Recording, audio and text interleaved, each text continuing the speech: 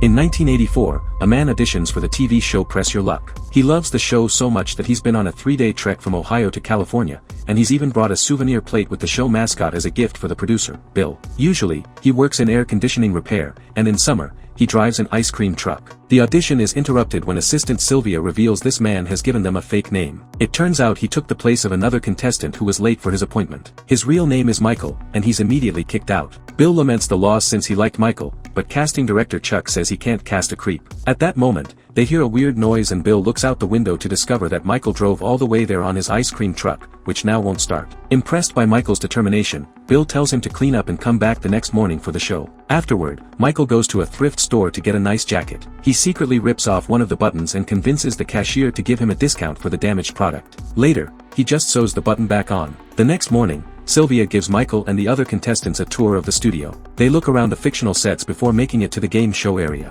Michael tries to take a closer look behind the scenes, but Sylvia immediately drags him away. Then, the contestants are left in a room so they can watch the show while waiting for their turn. Eventually, Sylvia picks Michael and 2 more players from the room and brings them backstage where they meet the host, Peter, and the mascot. The 3 contestants are taken to their seats and the recording continues with a big cheer from the audience. Peter talks to each player and cracks some jokes. Ed is the winner from the previous day and Janie is new. Michael gets nervous but still manages to talk about his humble job and his family watching at home. Then Peter reminds everyone of the rules. He asks a question and the first player to hit the button gets to answer. The other players can agree or offer their own answers. Getting it right gives them 3 spins. Agreeing with the correct answer gives them 1 spin and wrong answers get them nothing. For the first question, Janie answers, and the guys agree with her. She gets it right, so everyone gets spin points. For the second question, Michael presses the button before Peter finishes talking and guesses wrong. Ed gets the third question right and the others agree with him. So, that's more points for everyone. Michael finally gets a question right when Peter reads the 4th one. Before starting the next phase, they have a short break. Michael wants to make a phone call, but Sylvia explains it isn't allowed.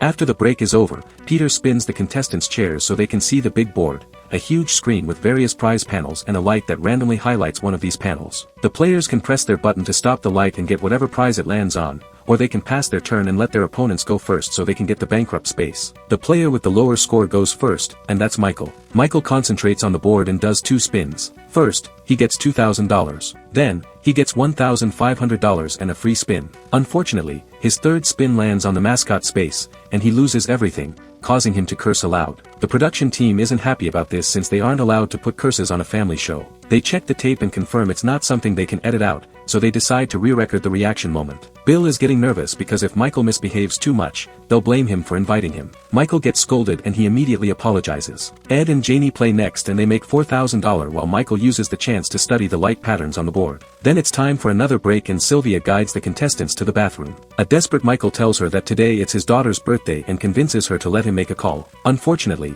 nobody answers and Michael starts cursing again. When the break is over, the players go back to play the rest of their spins. Michael goes first since he's still in last place, and this round, he presses the button with good timing every time, which earns him $13,000 and an extra spin. The production team gets excited, and Bill is proud of his decision. Michael refuses to pass and keeps on playing, always landing on spaces that give him extra spins. Peter advises him to take a break since he could lose everything, but Michael is too excited to stop. He keeps on playing over and over and reaches $28,000, a new record in the show. The crowd cheers for the new hero, but the production team goes from excited to suspicious. Bill gets so worried that he orders a commercial break and calls Peter to his office. 2 makeup artists come to take care of the contestants, and Michael tries to get them to come on a double date with him and Ed to celebrate, but they turn him down. In the office, the production team tells Peter that something is wrong with Michael. They want Peter to scare him by mentioning the statistical probabilities of losing. When the break ends and shooting continues, Peter starts the segment by telling Michael about all the times that he's seen lucky streaks go wrong because a player was overconfident. He even makes some jokes to indirectly call Michael dumb.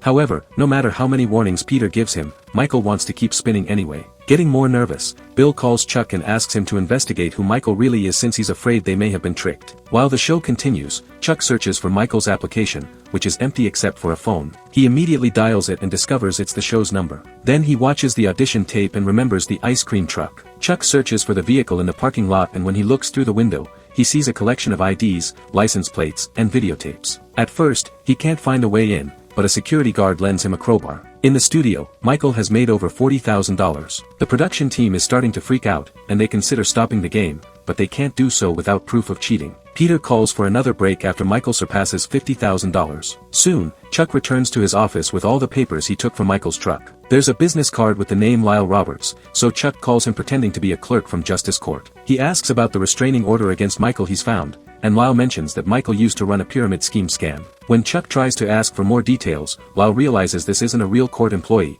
so Chuck hangs up. Next, Chuck checks the tapes. At first, they appear to be home movies of Chuck's family, but soon he discovers that those clips have been overridden with recordings of old episodes of the show. After noticing what specific parts of the show were recorded, Chuck returns to the studio and watches how Michael keeps winning money. Following Michael's eyes, Chuck realizes he's memorized the light patterns, and that's why he always knows when to press the button. Afterward, Chuck joins the production team and asks them to rewind to the last 3 spins. He points at the way Michael's eyes move and how he celebrates early. A horrified Bill reveals that the light isn't random, it only has 5 patterns. If someone watches the show enough times, the patterns wouldn't be hard to memorize. Bill admits that Chuck had been right, Michael is indeed a creep. During the next break, Sylvia hands out branded t-shirts to the other contestants as an apology. They won't get a chance to play because of Michael's ongoing streak. Since Sylvia is busy, Michael uses the chance to sneak around and discovers that the makeup artist doesn't mind being flirted with if Peter does it. Since nobody is guarding the phone, Michael calls his family and his wife picks up. She isn't happy to hear from him since he's an absent father,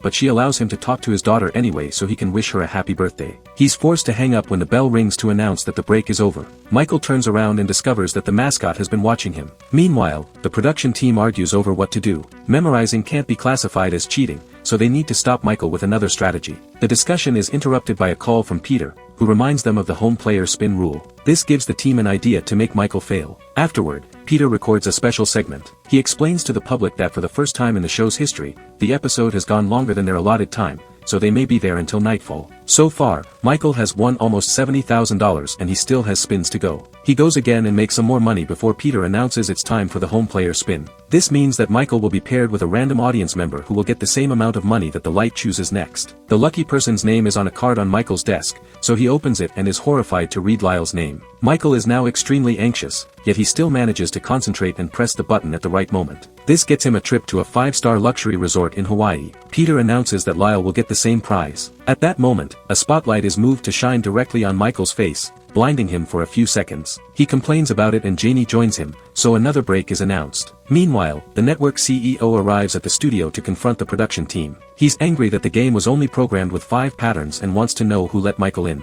Bill lies, saying Chuck did it. In the studio, Janie argues with Sylvia since she thinks that the show is giving Michael special treatment. When Janie mentions the phone call, Sylvia drags her away. Michael tells Ed that the showrunners are messing with him because he knows the name on the card, and Ed thinks it was a coincidence, but Michael doubts it. Ed starts to wonder if Michael is doing something wrong. Getting too nervous, Michael goes for a walk to clear his mind and discovers that the phone is gone. Chuck corners him and asks him who he's been calling, causing Michael to panic and run out of the studio. He hides in his truck and discovers that the lock has been broken. When he tries to talk to a guard about it, he gets ignored. Then he tries to talk to a cop, but the man says he just arrived because the studio called for backup. Michael walks away and finds cops everywhere, so he starts assuming they're there for him. After sneaking around for a while and only finding more cops, Michael has no choice but to go back inside. He chooses the wrong door and accidentally walks into another show. The host thinks he's a guest, so he invites him to sit. Michael shares that he just wants to have breakfast with his family, but the only way to do that is by being on the TV screen while they watch. He also says that everything he's done during the past few months was for the sake of his daughter.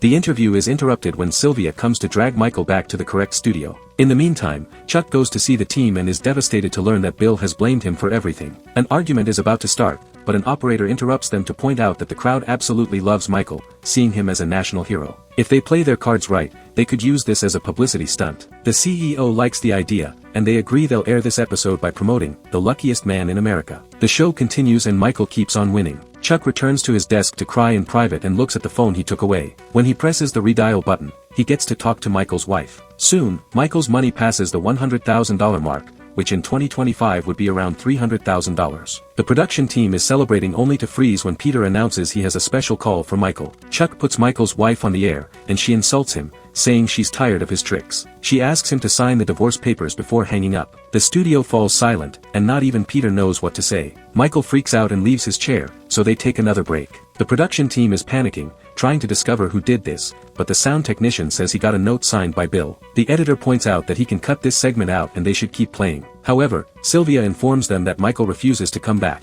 Bill goes to talk to him and informs him that they know what he's doing, but they can't stop him. If Michael wants the money, he must finish the game. When Bill calls him a star and a national hero, Michael agrees to go back as long as they let him call his wife first. He picks up the phone only to realize he isn't brave enough to talk to her, so he returns to the show without making the call. For the next round, Michael passes his turn to Ed. The crowd celebrates his kindness while the production team is in shock. A furious Bill smashes the souvenir plate. They agree to air this episode only once and then bury the story forever. After Ed and Janie play, the turn is passed back to Michael, who has one spin left. He chooses to stop the button with his eyes closed. 2 weeks later, Michael's family is watching the show. Lyle gets angry and turns the TV off before taking the girl to school. Michael's wife turns it on again and discovers that Michael won everything. On the screen, Peter asks him what he'll do with the money and Michael answers that he doesn't know. This is based on a true story. After Michael's episode, the network added 27 patterns to the board and set a $75,000 limit for contestants' winnings.